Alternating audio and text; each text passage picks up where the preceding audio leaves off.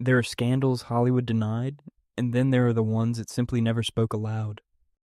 And for Erik Estrada, the motorcycle hero America adored as Frank Poncherello in Chips, one secret followed him like exhaust smoke on the Pacific Coast Highway. A secret whispered behind studio doors, sealed inside casting trailers, hidden beneath sun-bleached California nights.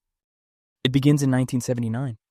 Chips is at its peak, Estrada is everywhere, billboards, magazine covers, teenage bedroom posters. He isn't just famous, he's a phenomenon. A Latin face in primetime America, rare, magnetic, unforgettable. Every woman wanted him. But one woman, one Hollywood woman, had him.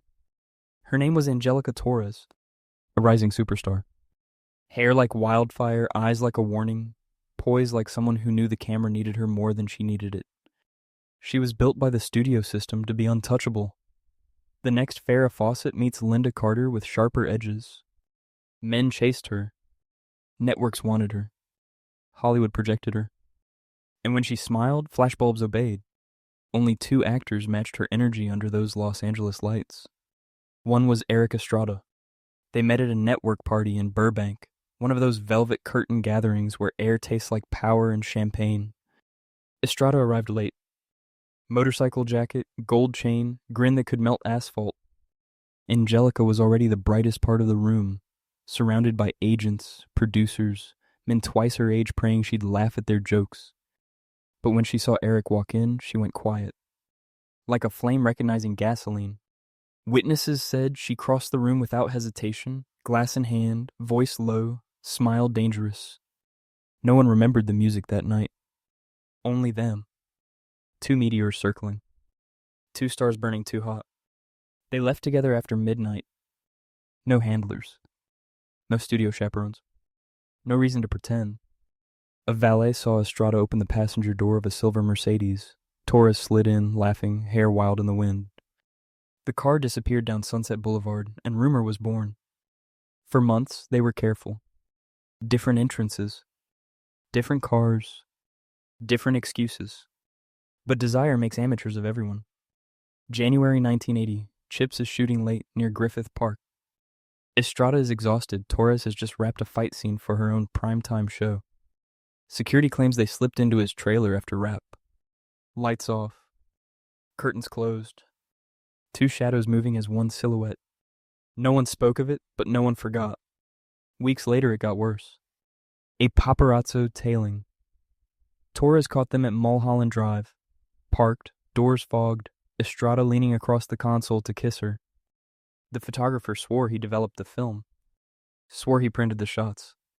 Swore the studio bought them all before ink dried. Hollywood has never been allergic to love, only to proof. The negatives vanished. So did he. Angelica Torres' rise was unstoppable until she became untouchable. Studio whispers began, she's unstable. She's too distracting. She complicates contracts. One morning she arrived to set and found her name missing from the door. A producer smiled politely, the kind of smile that kills careers. Creative direction change, he said. Your character's arc is complete. Her face went still.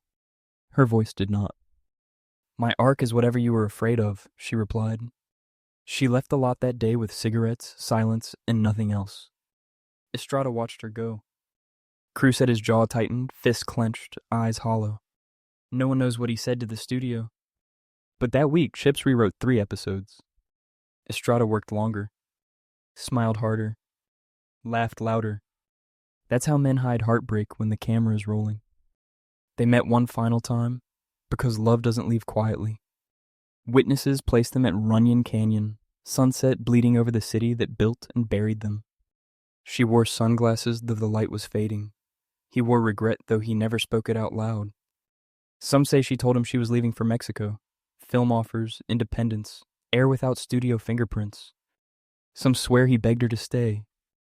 Others insist he said nothing, only held her hand until the sky went purple. What everyone agrees on is this. They walked back down the hill separately. A love story the world never received. A script that ended without an ending. Torres left the country 3 weeks later. Estrada stayed, smiled for camera flashes, rode his Chips motorcycle into American history, But some nights, when leather jackets are silent and spotlights are memory, the man behind Ponch still carries a question. What if he had chased her? The world remembers Chips, Erik Estrada's grin, California highways, and chrome. But somewhere outside the legend, there exists another story. Less polished, more human, told only in hallway whispers and forgotten film reels.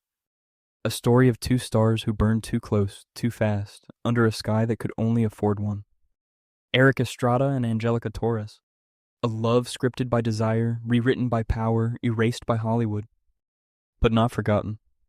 Not tonight.